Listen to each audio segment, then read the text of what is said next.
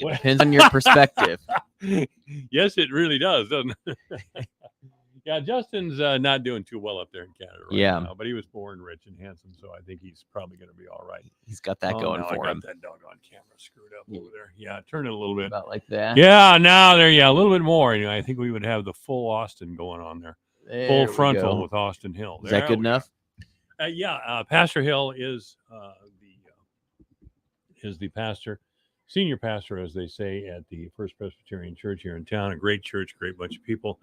I went there some years ago, and that's kind of, I haven't been to church much lately. I haven't been in person for a number of reasons, COVID being one of them. One, I just got out of the other, I just got a habit. But we've been talking about showing up. Yeah. And the great thing about having a church family, and David Feldman, one of your predecessors, showed me this, that a church family can be like your family. Yeah. They will be there for you. And I tell you, when my wife got sick with cancer and died, the First Presbyterian Church was there. David Feldman was there. He rallied the troops. And that's something you just don't forget. Mm-hmm. I mean, it was Christianity in action. Yeah. And I mentioned before, when I had COVID, nearly died about a year and a half ago. One of the First Presbyterian Church members, Steve Peterson, was over at my house all the time helping me, and took me to Des Moines for the inevitable cardiac fibrillation problems I had. And I knew Steve was doing that, and I knew David Feldman was doing what he did and the church family did, partly out of Christian conviction that a member of our family is sick and we should show up. Yeah. And they did. Mm-hmm. So how do we do this then? Well, this looks ever more complicated in the days of Zoom and things online, because the question is, okay, we are called to show up. And I think you've beautifully described one of the most potent ways that it happens is we are present when life kind of goes down the tube for people. Boy, it did. And yet now there's the ongoing question of how do we continue to show up in a Christian community when there are so many different ways that we can show up? Does it count, so to speak? And we'd have to even think through what we mean by that. But are we showing up when we watch on Facebook on Sunday mornings? Is showing up only Sunday morning in the worship service, or is it participating and serving in all these other ways? And I think, to give you the answer, I think showing up is going to be a little bit of all of these things in the life of the Christian community. It's not just Sunday morning worship in person in the building, but it's serving other people. It's being involved on committees. It's showing up to those meetings, making the decisions that maybe are difficult decisions.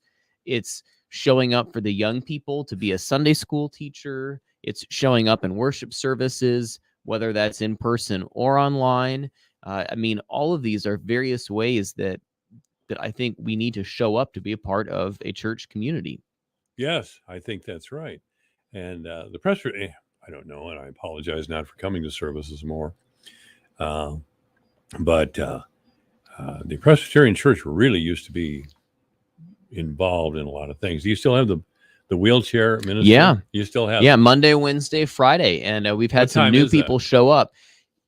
Kind of come and go. But I'd say it's about 9 o'clock in the morning. If you showed up at 9, there'd be a bunch of people there. And at the church building, or it's right across the street to the south, actually. So it's across the street to the south. Yeah, on 4th Avenue. Yeah. Okay. Mm-hmm. All right. And you can have some coffee. You can learn some skills. You don't have to be terribly handy to start out or anything. And they've got quite an operation building wheelchairs that end up going all over the world to children who are disabled. And they've made thousands of chairs at this point. What a tremendous effort that is. What a great idea. And a truly fine Christian idea, I think. It's incredible. And we've had the privilege of seeing where some of these chairs get distributed. Down in Guatemala, there's actually a fabrication center that is staffed by people who are disabled themselves. So these are people who've been given the gift of mobility, and then now they've actually learned a trade. And so they are finishing up wheelchairs there, and then they distribute them to people in communities, people who come on buses across the entire country to receive a wheelchair because they have a child who's been living on the floor, with nothing until they get a wheelchair that's then professionally fitted for that child, and the family returns home with a future for their kids. And that happens all over the world. So, I mean, that's just one example. And that whole ministry started with some farmers who loved building things, loved tinkering, and they had that passion, they had that skill, and they basically came together and said, how can we use this for something eternal? And they've been doing it ever since. Did I tell you this story? I was at a radio station in another town. It was around Christmas time, and I was playing Santa. I got volunteered because I have this whole deep voice and all this, and the gut to go with it. And we were taking calls from kids, or I was taking calls from kids. I had a producer, somebody to help me field the calls, and this little boy came on, about 10 years old, and up to that time, I'd been giving people Sega games. You know, little kid, I want a Sega or I want a PlayStation. Yeah, sure, why not, Mom? Sure, I'm sure Santa will get that for you. Some parents actually called the station and said, "Is Santa going to pay for all these Sega and PlayStations?" Which was a good point. So but anyway, this little boy calls and he says, "Santa, can I get a wheelchair?" And I said, "What?" And he said, "Yeah, my sister can't walk. Wow. Can I get a wheelchair?" I had no idea what to say. And I said, Santa's going to, finally came to me, Santa's going to do the best that he can to get your sister a wheelchair. As a matter of fact, let me put it this way. We're going to get your sister a wheelchair. You know, and the great thing about this story is the phone started ringing off the hook. Merchants, private citizens, businesses. Listen, I'm such and such, and I own this business, but I'm not looking for any I'm not looking for any bump on the radio station. I'll just buy the wheelchair. Wow. And I mean, I could have easily got 500 wheelchairs that day. Yeah. And that's, you know, right there is an example of people showing up as well. And I think one of the special things about the church is that it's kind of a built-in community, hopefully at its best, to invite that kind of showing up. To create opportunities for people who maybe individually, sure, would still have a desire to show up and to serve, but it's as we come together that we discover opportunities to do more than what we might be able to on our own. You know, it took something like that to motivate me almost, you know, we're talking getting involved and showing up. You know, a lot of people showed up that day, you know, and it was a very memorable and meaningful day. And it came about just because I was on the radio and a lot of people heard me on the radio talking about this and brought out the best of them because they were showing up. You know, and those are moments you can't get sitting in front of the TV every night like I have a tendency to do in February. Well, you know, all those wind chills you were talking about at the top of the hour, that makes it a little bit everything all up, didn't it? A little bit harder to show up. But and I think the temptation can be to just focus on ourselves, to focus on what's easiest. And I'll be honest, it can be hard to be involved in a church. Just as we've been sharing in these recent weeks, even service organizations and other things, when you have to deal with other people, you don't always agree with other people. Sometimes you serve on a board or on a committee, and it can be a slow process. And you think, my goodness, why doesn't somebody just do something already? But it's in that participation with other people who are different from us that we actually draw from one another, and we are strengthened by one another, and we are, in the end, able to accomplish far more than what we can individually. Yes, that's right. And you forget that you actually do need other people, I think. It's, you know, I can anyway. Well, you know, I don't want to deal with people or whatever. But that's the wrong attitude, you know. There's a lot of really decent people out there. But I find more and more people don't want to do that daily grind of being together. You're right, they don't. You know, we've been talking about that with bowling alone and some of these trends, and I would go so far as to say I think life is probably easier if we go it alone. Now, I don't think it's better, but I think in some ways it legitimately is easier if we don't show up. Not as much as asked of us. Are you saying not showing up is a good thing now? Because No. you're taking me in a completely different direction here. I'm not saying it's better. I just think it's easier. It's lazier, yeah. And sometimes that's my problem, laziness. Yeah. You know, the easy thing is not always the best thing. And of course, it's like, well, no, duh. But I think we sometimes, especially with our faith and, well, with so many things in life, we expect fast food, we expect instant results. I go to the gym once and I think I'm in shape now. And all of those are small daily deposits that we make that over time put us in a completely different place. But it's no one individual day that got us there. Sure, some days we might feel the results better than others, but it's this day after day repeatedly showing up, making those deposits in what matters, when it's not only when it's easy, but also when it's hard. How could a child get a wheelchair without First Presbyterian or a number of good people in that other town and radio station where I was talking about? Yeah, By the way, I didn't try to make that about me. I hope that didn't come sure. out that way. But I was just amazed at the, because I was just on the air doing my Santa thing. Yeah. What do you want for Christmas, little boy?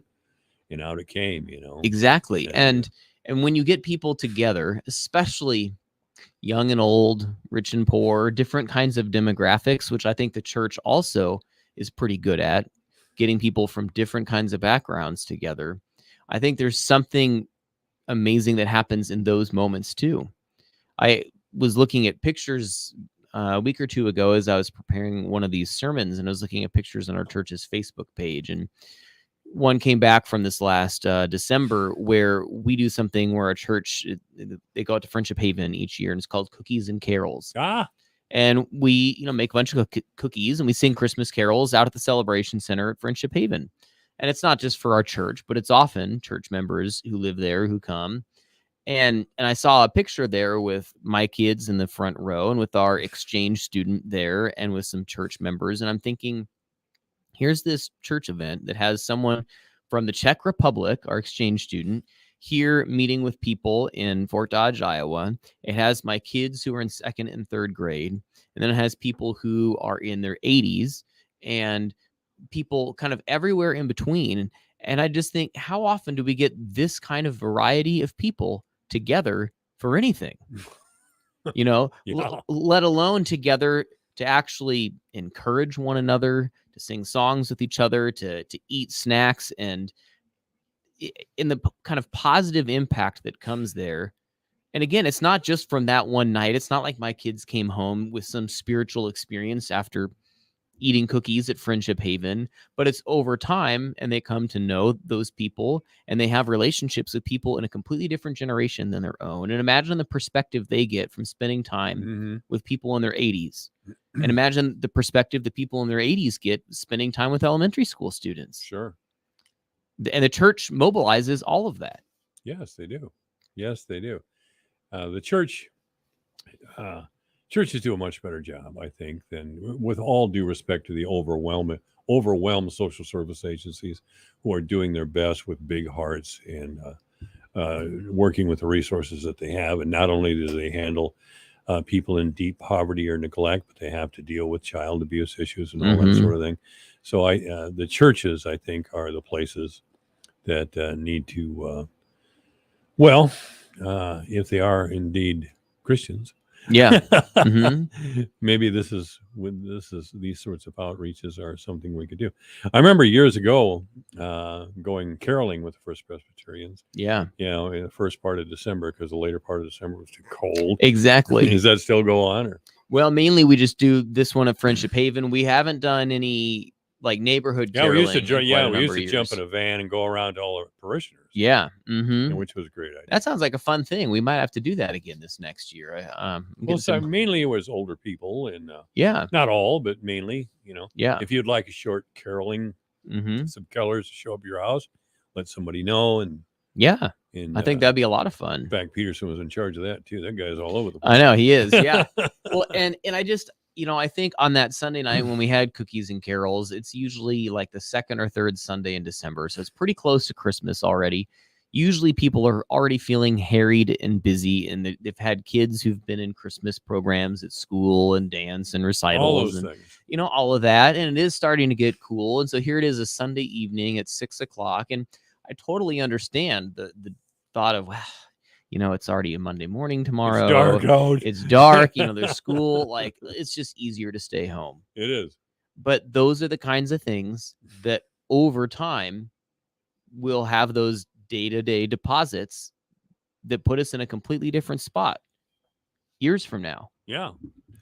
And Well- I think one of the questions now, though, is with online, with Facebook, with YouTube and streaming and Zoom and all of that, how do we view those kinds of things? Is that showing up too? And is it what's gained, what's lost with doing it online? Or does it all need to, do we really only need to kind of push for that in person? I don't know how you do Christmas caroling on Zoom. That's too impersonal anyway. Yeah. And, I think with all of these, there are some benefits and some drawbacks. And so we actually just recently had our first new member class since COVID. And in that new member class, we had our first non-local online church member join. They went through the whole class. Online? Yeah, online. Why did they go online?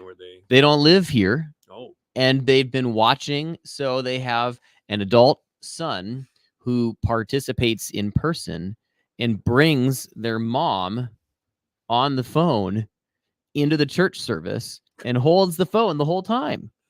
And, and we've said even, well, Wow. we've got the service on Zoom, your mom could just watch it on Zoom. And this person says, I know, but it's so much more personal when I'm holding the phone, because then I can introduce my mom to the people I'm seated next to. I can have conversations and include her in this. And then so they went through the entire new member class with her at a seat at the table on the phone. Took the membership questions, answered them publicly that morning. The whole thing was online. So she doesn't even live here, and she's just joined the church. And she's been joining us in worship services probably more regularly than some people who live here in town. And we now have to kind of rethink, what does it mean to show up when you can also be a face on a phone? I tell you, Justin Trudeau, you look smart in those pastoral robes. You look pretty good, buddy. Well, thank you. Pastor Hill has been our guest. Austin Hill, the First Presbyterian Church. We're going to let him go a little early today. We got a lot of guests to get along, but you and I should continue talking in this vein. Yeah, a lot of good food for thought. Yeah, it is good food for thought. And boy, I hope I didn't make it about me today. I've been accused of making it about all. No, not at all. I'll just ask this one last question. Yeah. So for everyone listening, just ask yourself, what does it mean for you to show up in your local community, church community, or elsewhere? And what's one thing you could do even this week to show up? What if I didn't show up this week? Well, today, tomorrow, it's a new opportunity. All right. Thank you, Pastor Hill. Yep. This is AM 1400 KBFT. Divine Intervention is online at yourfortdodge.com, on Twitter at jmike1400. It's 3:30 and the news is coming up. Takedown, escape, reversal, pin. Those are all points in the sport of wrestling. Front headlock, half Nelson cradle, 3/4 Nelson.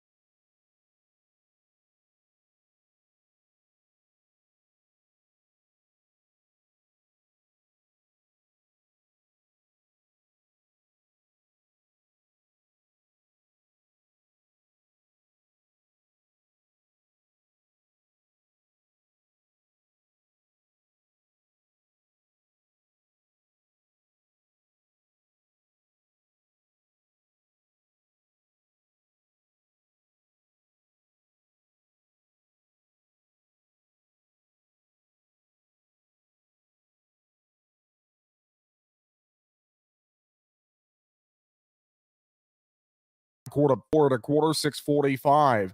March soybeans up 4 1/2, 15.92. July beans up 4 1/2 at 15.93 1/2. March bean meal down 20 cents a ton, 4.49.20. March bean oil down 16 points at 66.81. March Chicago wheat 17 1/2 higher, 7.98. March Kansas City wheat up 15 at 8.23. Minneapolis spring wheat for March up 3 3/4, 9.55 3/4. March oats down 4 1/4, 7.15 even. February live cattle up 27, 143.40. April down 15, 146.77. March feeder cattle down 125, 166.20. April down 102, 171.15. April hogs up 217, 107.57. May hogs up 217 at 111.32. I'm Jesse Allen reporting for Dwayne Murley. Michael Devine, the Doctor of Truth. Does anyone have anything they'd like to confess? That AM 1400 KVFT. Well, that's right. And we're going to talk sports now with Randy Cohen. Hi, Randy. Hi, Mike. How are you? Nevin's still not around. I think he's been deported. But, yeah, Nevin should come back around here at the time. I didn't know we were deporting anybody. Well, in Nevin's case, he would be deported. Okay. Well, let's let the rest of the very poor people from everywhere in the world come into our country because we're just so wonderful. Aren't we wonderful people? So even more people can live in absolute poverty. That's the plan. Free Brandon. What else can you say about it? Anyway, if you'd like to join the sports conversation, it's 955-1400. 955-1400. I see in a lot of basketball games. Some basketball games are taking up that free Brandon chant. And, you know, the sports announcers, what do they do? They go, anyway. You know, the problem with doing the show this late in the week is that we, you know, maybe we should have been on Monday after the Super Bowl, you know, when the excitement was still there. But yeah, heck of a game. I'm glad, you know, I didn't really have a dog in the fight, but I'm glad Stafford won after all those miserable years in Detroit. You know, Detroit's sucked since I was a little boy. Probably before that, I don't know. But, yeah, they pulled it out. What a drive by Stafford in the last, last minute and 50 seconds, yeah. 40 seconds, something like that. Yep. And I don't know what happened to the Bengals defense. I don't know if they were playing that prevent defense that Kirk Ferentz always plays. You know, I don't know, you know, but the Bengals defense, all due credit to Stafford and his receivers and to the team and to the offensive line of Los Angeles Rams. They deserve it all. But, boy, the Bengals just were not in the game. You know, yeah, you know, I was glad. Yeah, I'm happy for Stafford. I've always liked him. He's a class young man and tough guy, tough guy. And you know, you may have seen the story about his wife. You know, he's got a beautiful wife, but she had brain cancer. And oh no, I didn't know that. Yeah, about 2 years ago, she had, and they showed the scar on her head. I mean, she had about a 6-inch scar on her scalp. And I think she's doing well now. They've got 4 beautiful little daughters. And gosh, I hope so. I pray for them. Yeah, so they've been through a lot, and so is he. And it's really nice to see a class guy like him have success and win a Super Bowl. And you know, the quite honestly, I thought maybe people would disagree with me. I didn't see many great plays in the game. It was kind of a boring game. It kind of was. It was a defensive game more than I thought. It was. I mean, Joe Burrows of the Bengals got sacked 7 times. Yeah. I mean, that was a lot. Yeah. And there was a couple really good catches, but, you know, neither team ran the ball much. And it just, I just thought it was kind of a boring game. It wasn't a shootout. I thought it would be more exciting with the people on the field that were there. Yeah. And of course, when they, you know, and the Rams still won without, you know, OBJ got, you know, his knee injured right before half, I think it was. And that was a big loss for them, but they were still able to pull it out. But I thought compared to the playoff games leading up to that, where they're all amazingly close games, great play. Football. Great football. A lot of great plays. This one didn't live up to that kind of situation. But anyway, you know, it was an exciting game at the end. And of course, I just love the halftime entertainment. That was just wonderful. You lost me with the halftime. I know it's Black History Month, but you know, some of the rappers and, you know, like Snoop Dogg and Dr. Dre, they're in their 50s. You know? Yeah. What are you talking about here, you know? And, yeah. And I never seen so much crotch grabbing in my life, on television.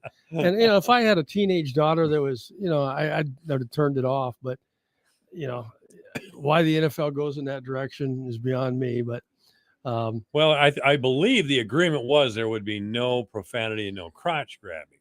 I think they held up their end as far as the profanity thing is concerned, but the crotch grabbing, no. They were just well, even the dancers on the field were doing it. I mean, it was just that's part of their presentation. That's just the way that is. And if you hire those folks, that's what you're going to get. What they've always done. I know what made them famous, and I'm showing what made them a lot of money. And I know I'm showing our age. Absolutely, I am. But, this was mainly for younger people. I just not my type of entertainment, and I don't think it's great entertainment for families to sit around and watch either. But I guess the NFL doesn't care about that; they just care about making money. Well, I think they were looking at younger demographics. They have through the whole Colin Kaepernick thing.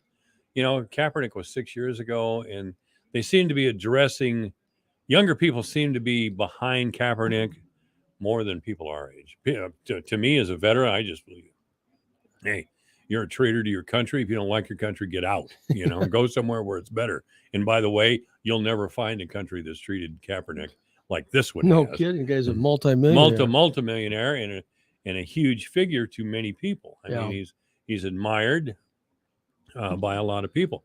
So yeah, go somewhere else, anywhere you want, and see if you can replicate that, which you will not be able to. Yeah, but yeah, it's I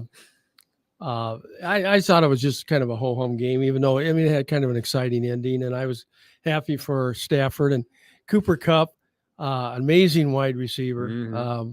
Has had a phenomenal year, and why didn't they have him double teamed in that last drive? Yeah, a lot of people are asking that question, and so I don't know. It was good. And I heard today on television, I haven't seen. I just heard a pundit say that actually there was more. His view was that there was more Bengals fans in the stadium than Ram fans, even though it was on the Rams home field. Yeah, I was going to say I didn't know about that, but. Yeah, the Rams haven't had a great following, quite honestly. So, they left L.A. and then they went to St. Louis. They've come back. In the first 3 or 4 years that they were back in L.A., they were playing at a 20,000 seat soccer stadium. And I don't think they were filling that. So they don't have, even though they're in L.A., a huge market, they don't have a big following. I was rooting for Cincinnati because Cincinnati. LA wins all the time in different sports, and the Dodgers won the series just a couple of years ago, right? And the Lakers and what have you. I was rooting for Cincinnati. Lakers are sucking it up this year. This year they are, but I was rooting for Cincinnati just because I wanted to see a good Midwest small market town win. I was in sympathy to that, and I was kind of pulling for Burrows. Yeah, I mean, God, he was in college 2 years ago, Heisman Trophy winner. Right. Now he takes this really substandard team, and it's not only him, of course, but he pilots this really substandard team, have been in the past, into a Super Bowl. Right. And they were leading it with 2 minutes to go. And they had arguably, even though Burrows was sacked 7 times, as I mentioned, arguably a better game than the Rams did. Yeah. And quite honestly, I've talked to other people, too, that would agree with me on this, but many probably won't. I don't think the 2 best teams in the NFL played in the Super Bowl this year. We've talked about that. Have we talked about that before or not? I'm not sure. I think Buffalo would have been a better representative. Kansas City is the one I thought. Kansas City, Buffalo, maybe Green Bay. Well, I thought really, and I probably mentioned this to you before, I thought it was going to be a repeat of the Buccaneers and Kansas City Chiefs. Yeah. It didn't happen. But I still think the Kansas City Chiefs are really a premier team in the NFL. Yeah. I didn't know about Green Bay, to be honest with you. Well, Green Bay had a great record, and they were the number 1 seed in the NFC, which is not as tough as the AFC. But yeah, I think when you move that microphone, you might have separated it a little bit there. Yeah. So here's all you got to do is plug this in a little bit more, and you'll be all right. Yeah, there you go. They get it? Okay. Yeah, there. Now you're good.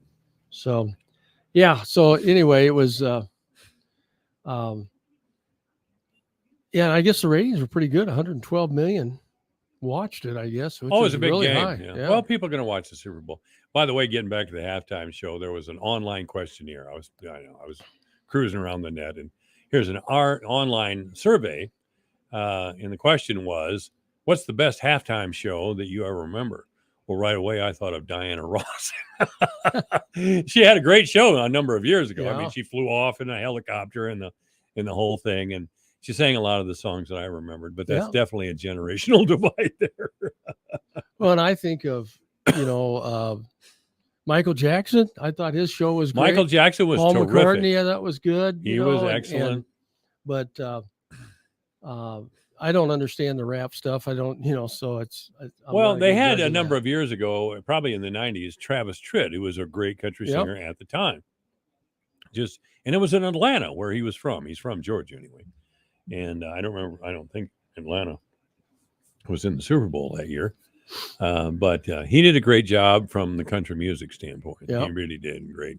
And I thought Bruno Mars, when he did it a few years ago, was really good. And Katy Perry was really good a few years ago. And those are more modern type singers. I mean, from a few years back. But. The only one I didn't think much of was the Justin Timberlake, Janet Jackson. Right, I agree with that. Breast exposed flap. Oh, it's just a big accident. My God, it looked like Velcro.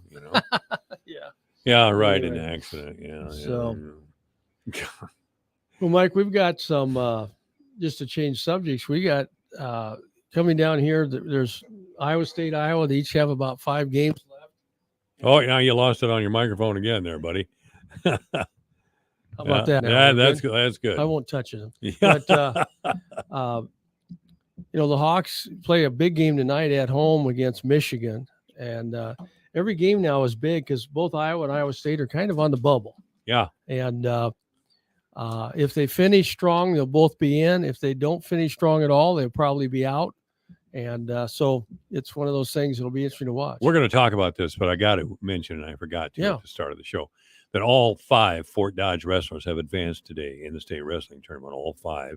And I've got a couple of young guys in Brooke Bickford keeping an eye on things for me. So when there are more reports from the state wrestling tournaments, I know a lot of people are interested. I'm interested. Right. We'll have it on the air immediately. And again, that wrestling tournament can be heard live at Sunny 99.7. Anyway, that's we're talking great. about, it is. Great. All 5 of the young men. Ayala, I guess, that Ayala family, they can wrestle. I'll tell yes, you. they can. I guess he scored a big decision in his first time, like 28-5 or something. Really? Big Wow. win. I don't hold me to that number, but he really. How did the Graves kid do from from Fort Dodge? No, the Graves from Southeast Valley. I haven't heard the that. Heavyweight. The Iowa football player is going to Iowa play football. I haven't heard. And I'll text. But here's the interesting thing. He wrestled maybe this morning or this afternoon. Mm-hmm. He's going to play a basketball game tonight. I saw that. And then he's going to go back and wrestle again on Friday. And it's great to be young, isn't it? And he is the all-time leading scorer for Southeast Valley's program for basketball. And how did he manage to do that? I used to know Fort Dodge kids that wanted to wrestle and play basketball, but they really couldn't do it. I mean, you had to pick one. He's just a phenomenal athlete. Obviously, and I wish him every success down at University of Iowa, a local guy. We want to see that. And again, it bears out something that I've talked about with coaches over the years, that the offensive line coach are really looking for heavyweight wrestlers. Yes, because they're so used to moving big bodies, leverage and footwork and all that sort of thing. So good luck to this young man, most certainly, and I hope he did well. He's been a powerhouse, He's been really good. So, and speaking of Iowa football, the big story coming out today in the paper was that Ken O'Keefe, who was the quarterback's coach, is gone. He's retiring. Probably asked to retire, but I was going to say that seemed to be the general tenor. I saw that. I have the Hawkeye app on my phone, and I saw that, and I reposted it to Facebook. A lot of people jumped on and said, "About time," Yeah. And he'd been the quarterback's coach, and if we'd had, I really think Nate Stanley could have done better with a different coach. Maybe I'm wrong. Or Petrus. Petrus. Petrus, he's a nice young man, and I hope he does better. Good afternoon. We're talking sports at KVFD. Hey, you guys were talking about Aaron Grade. Yeah. He defeated his opponent in 1 minute and 46 seconds. That's great. Is that the only? Yeah, and then he plays wrestles tomorrow morning at 9 again. 9 o'clock tomorrow. So he's Yeah. done today. He's done wrestling today. Yeah, he's probably on his way to getting ready to go to Rolling Story. Yeah, play basketball. That's a great story. Hey, thank you for calling. No problem. Really appreciate that. Well, that's good news. That's good news. That's really a unique thing. It really is. It truly is. But yeah, so it'll really be interesting to see who the Hawkeyes bring in to be that quarterback coach, because that's such a critical position, and we've been quite honestly below average in my opinion at that position. Stanley, you could probably rate, was an average Big Ten quarterback, and Petrus, when I think I read in the paper today that Iowa's total offense was like 124th out of 130 in Power 5 football. Yeah. So we were right at the bottom, and so and O'Keefe was, Ken was 68 years old, and so I'm sure they kind of went to him and said, "Hey, it's time to step down. We've got to go in a different direction." So I mean, I don't have any inside information on that. Never mind that Kirk Ferentz will still be there when he's 74. Yeah, but so anyway, that'll be interesting to see what happens there with that position, because that's such an important position. It is no question about it. Yeah. A man 68, and of course I'm older than that. So are you. I hate to admit that he may not have kept up with the times, and I always Randy. Gosh, come on, quarterback 25 years ago for Fort Dodge Senior High. Heck of a scrambling. Yeah, Randy Reiners. He went to the University of Iowa. Hayden Fry was there. Of course, Hayden was old school. He wanted a drop back in the pocket quarterback. And I don't think Randy may have started once or twice, but he really didn't. He wasn't their top quarterback. But when he played, he started his senior year. Did he start his whole senior year? Okay. Yeah. Well, God, we're talking mid 90s, probably, aren't we? I think we probably are. Aren't we talking?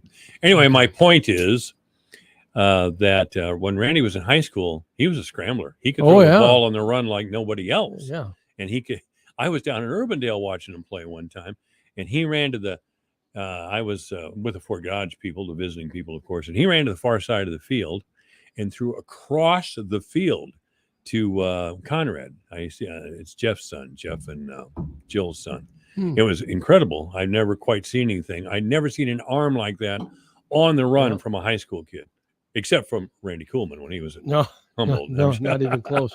But yeah, and back in those days when Hayden was there, I mean, most schools weren't using running quarterbacks. No, they weren't. No. And the game of football has changed so much now that I think most people agree you got to have a quarterback that can run at least enough to extend plays, get out of the pocket, protect yourself, and either make some plays with your legs to get a first down or at least extend the play and find an open receiver downfield. But sitting back in the pocket like a statue anymore, you're just going to be a sitting duck. And that's what we've seen at Iowa for the last few years. And we it just, and consequently, that's why our offense is ranked 124th in the nation. Yeah. So we'll see what happens with that. But I thought that was interesting news, to say the least. I've said on air, maybe not on the sports show, but I've said through this last football season, if you want to see a precision drop back in the pocket quarterback, you better watch this year and watch Tom Brady. He was one of the best, if not the best, but he's the last of his kind. I mean, Brady was the greatest of all time. I have no trouble with that. But the quarterback of the future is not going to be a drop back and sit in the pocket and hope for right. And Brady, but the thing about Brady that made him so good at it was, he could read defenses very well and quickly. Sharp guy. And he got the ball out quick. Real quick. He wasn't sitting back there for 3.5, 4 seconds. He was getting the ball out quick and with some real skill too. Yeah. So yeah, it's even in the NFL, the running quarterback, even like Mahomes. I mean, let's face it, Patrick Mahomes is a running quarterback. Oh, absolutely. That's who I'm using as my right. One of the examples. Kyler Murray down in Arizona tries to do it. He Oh, really he's a has. great running quarterback. I don't know if the team he's with, or he really hasn't had a chance to show his best stuff yet. I don't think. But Well, he's good. He's a starting yeah, quarterback. he got in the hurt. NFL. I mean, he was having a great year until he got hurt. But Joe Burrow can run. I mean, this kid's fast, and he made against Kansas City. He made a bunch of plays with his legs. Yeah. Oh yeah. And so yeah, you're going to have to do that anymore just to protect yourself and make plays, because the defenses are getting so complex with blitzes, all kinds of blitzes and everything. You got to have a mobile quarterback. Yeah, Randy Coleman's our guest, by the way. Ben Egley won by decision at 182. Unfortunately, Keaton Nichols lost by pinfall to Maddox Johnson of Normal. So that's the update, and we'll be back. This is AM 1400 KBFT. Divine Intervention is online at yourfortdodge.com, on Twitter at JMike1400. It's 4:30. Meet Farm Up Capital, the lender who believes in your potential, saying yes more.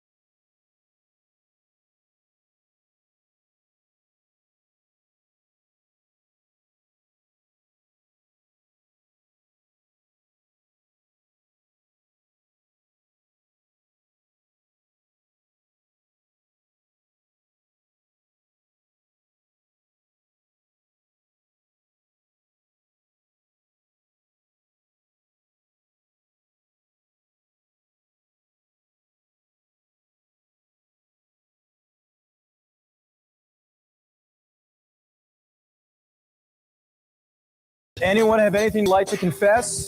That AM 1400 KVFD. And this program being brought to you today by Blue Ribbon Pelham Waters at 612 South 32nd Street here in Fort Dodge. You may contact Blue Ribbon Pelham Waters by calling 576-6481 or online at www.fdwater.com. Our guest, of course, actually he's a co-host every Friday, is Randy Coleman, and we're talking sports. So were we talking Hawkeye basketball, or where did we leave off? Whoop. Yeah. I'm sorry. Yep.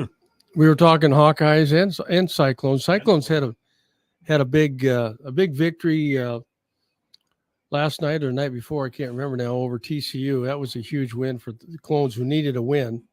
They'd lost several in a row, and going into to play at TCU and to beat them there, it's a quad 1 win for them. So that helps their resume. The Hawks have a big game tonight with Michigan, and a win, and that's in Iowa City. A big win over the Wolverines would really bolster their resume as well, because I really believe both of them are going to be, if they win, the majority of their remaining, if they could win 3 or 4 out of the last 5 games, they'll be in easily. If they win 3 out of the 2, they'll be on the bubble. If they win, 3 out of 5. If they win 2 out of 5, they're going to be close to being one of the last 4 out. So these last 5 games are going to be critical for them in regards to the upcoming NCAA tournament. Yeah. Do you believe the Hawks have looked better as the season's gone on?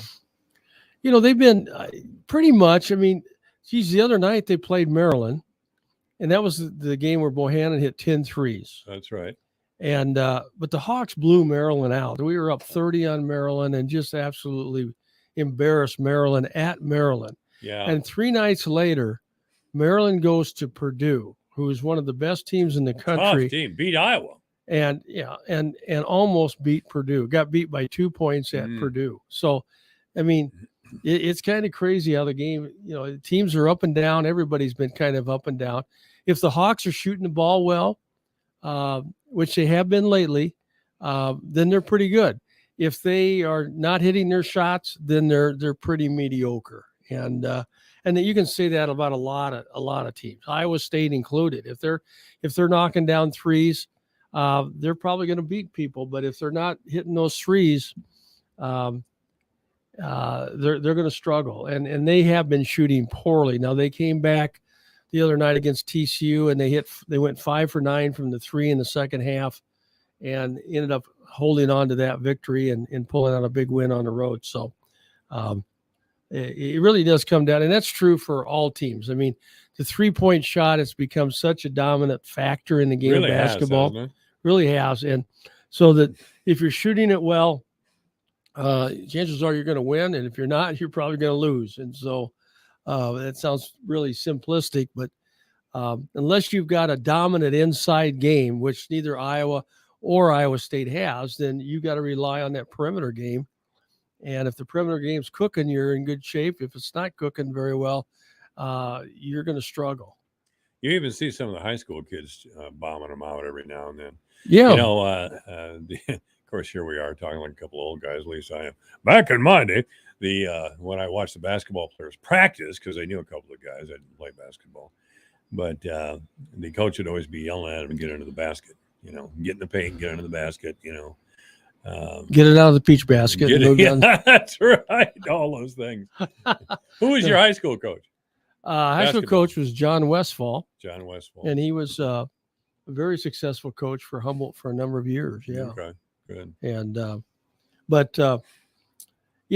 game has changed with the 3-point line and the shooting and the other part of the college game is the guys are bigger and faster and more athletic. It's hard to score inside because, you get your shot blocked all the time, and so it's even tougher today than it was 15, 20 years ago, being able to score inside, just because the athleticism has improved so much. So, and the thing that's kind of going the way of the dinosaur is the mid-range jump shot. Because, if you're going to shoot an 18-footer, you might as well step back 3 feet and try to get a 3-pointer. That's right. And that's what they're being taught now by the college coaches. I've seen college coaches pull a guy from the game and chastise him because he shot a shot inside the 3-point line, maybe just inside the line. Inside the line. And the coach is pulling him out saying, what are you doing? Get behind the line, Well, that 3-point shot is a fan favorite too.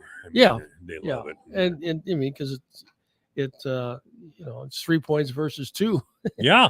And, it's a half a basket extra. It has changed the game. So, so there'll be both Iowa and Iowa State have some big games coming up, and I don't know who Iowa State has next, but should have looked that up. But well, I've got their app here somewhere. There's the Iowa State app.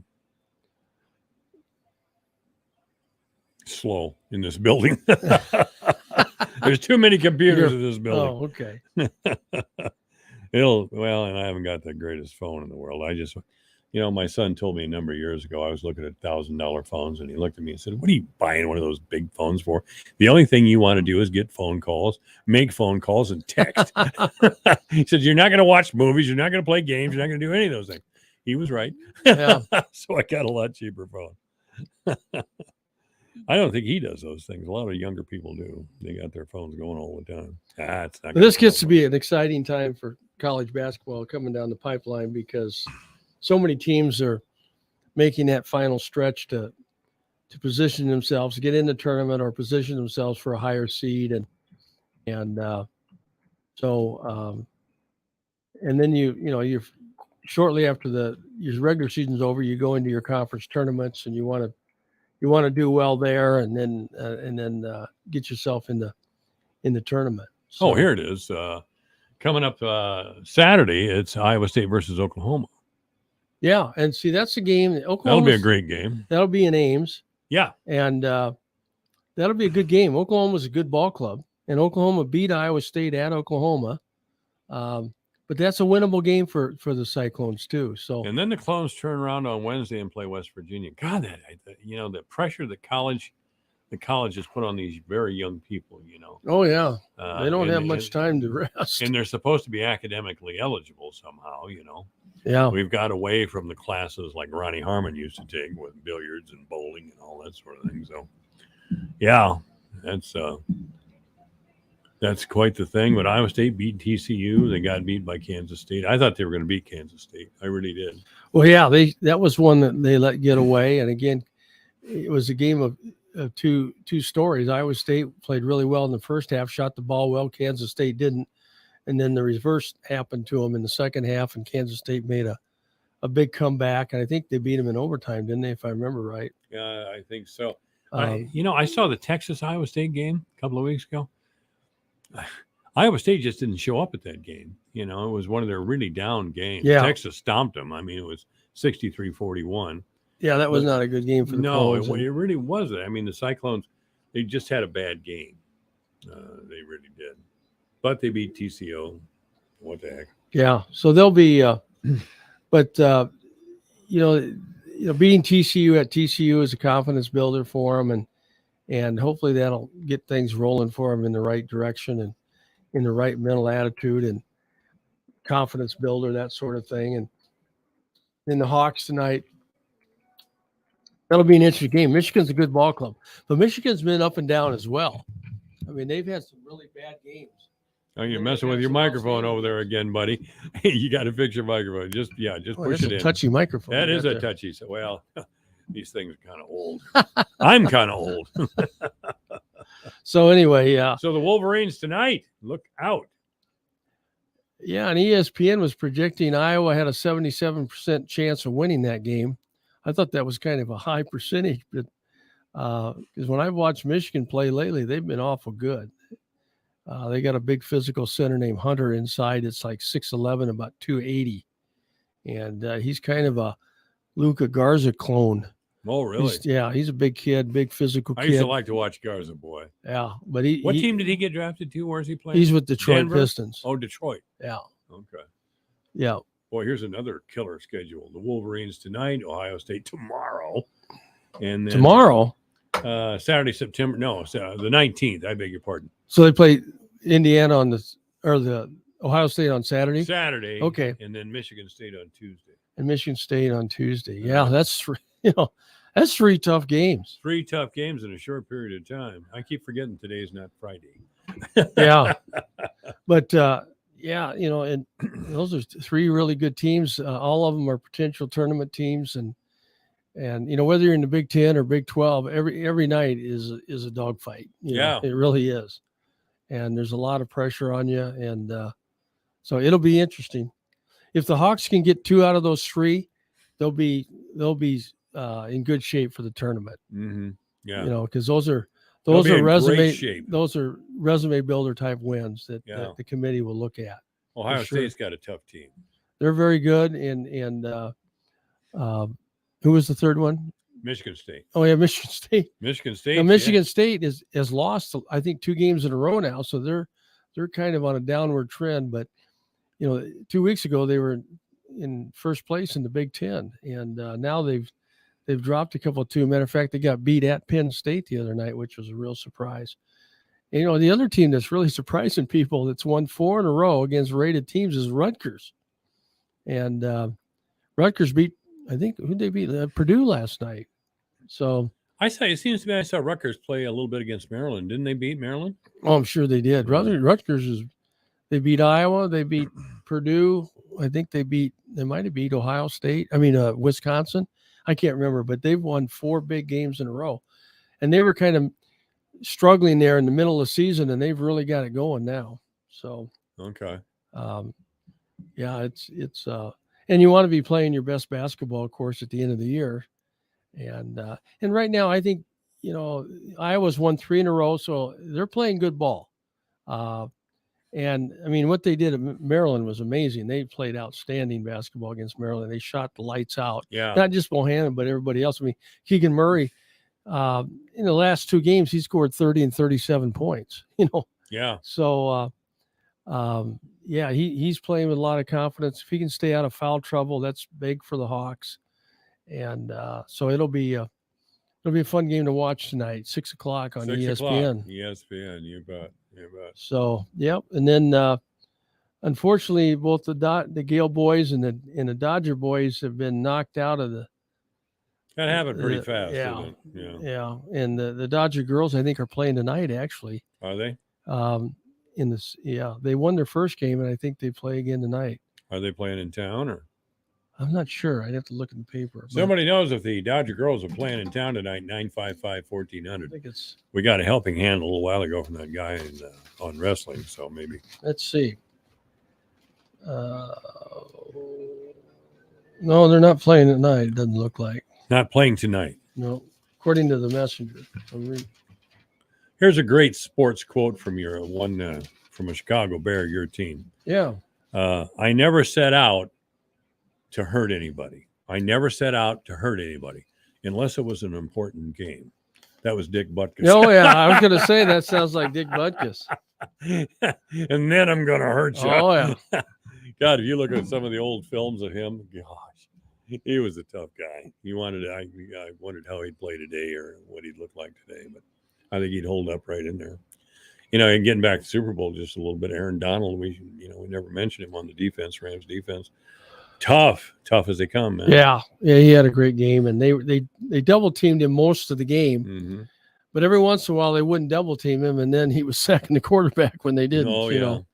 Yeah, he's outstanding. There's rumors that he may call it quits at the age of 30. He may retire. No kidding. Yeah, he's that's kind of the rumor floating around right now. And he's in the prime of his game. He is.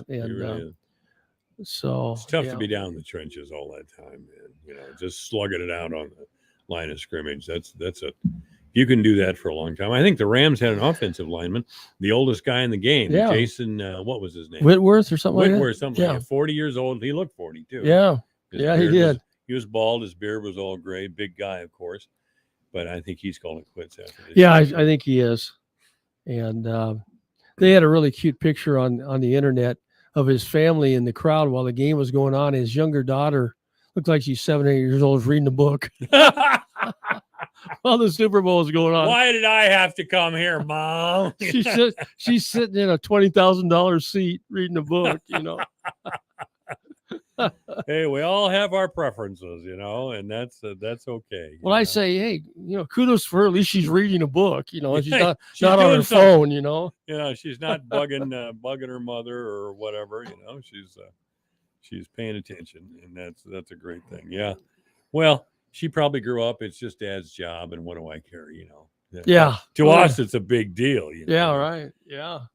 Yeah. To her, it's Dad goes off and plays football every weekend. Yeah. So what's the big That's deal? right. That's right. They, yeah, it's and that Super Bowl is it's big. There's no question about it. But my gosh, the price of these tickets is just ridiculous. Oh, it's way too much. Cheapest ticket. The cheapest ticket was $4,000 for the nosebleed seats. Way nosebleeds, yeah. And some of I don't know what some of those box seats sold for, but they must have been $500,000 or more. Well, for one game, a box seat, not the seat, but the box. If you had a skybox with, maybe 12 or 14 seats in it, was $900,000. Is that right? For one game. For one game. Yeah. Well, that's out of my price range. I could write a check, but it bounced clear to Los Angeles. It's Andrew Whitworth, I guess. I thought his name was Jason or something. Okay, Andrew. Okay, yeah. Yeah, he was 40, and he was born in 1981. Anyway, December. But I'll tell you, that guy is big, and he doesn't have much body fat either. He's a big man. Big man. Oh yeah. Well, offensive lineman. He better be. Played ball at LSU, and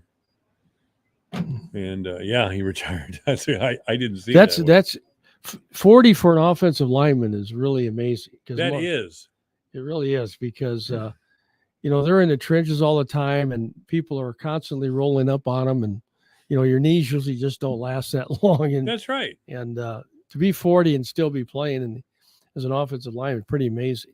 Well, it's pretty amazing for anybody in football to play till they're 40. Right. I mean, even baseball, basketball, those games aren't as physical as football is, but to find a 40-year-old athlete still in the pros, that's really something else. I know we got spoiled with Brady there. He's 44, but even he had enough. And he looked good this year. Yeah, maybe. He looked good this year. I watched him play a few times. He looked good. Oh yeah, he had a good year. As a matter of fact, he was runner-up MVP. Yeah. To Aaron Rodgers. Okay, pick the winner. Yeah, I know you're probably going to say Iowa, but Iowa and Michigan tonight, who's going to win? I'm picking the Hawks on scoring a late basket to win it, pull it out at the end. I hope you're right. Randy Cohen's been our guest. Thank you, Randy. Thanks, Mike. This is AM 1400 KVFT, the voice for Dodge. I'm Rocky Moselle with StarRegistry.com. Since we were children, we've been told to reach for the stars. It was great advice. Now it's a great gift. Name a star after someone. For $54 and a call to 800-282-3333 or visit star.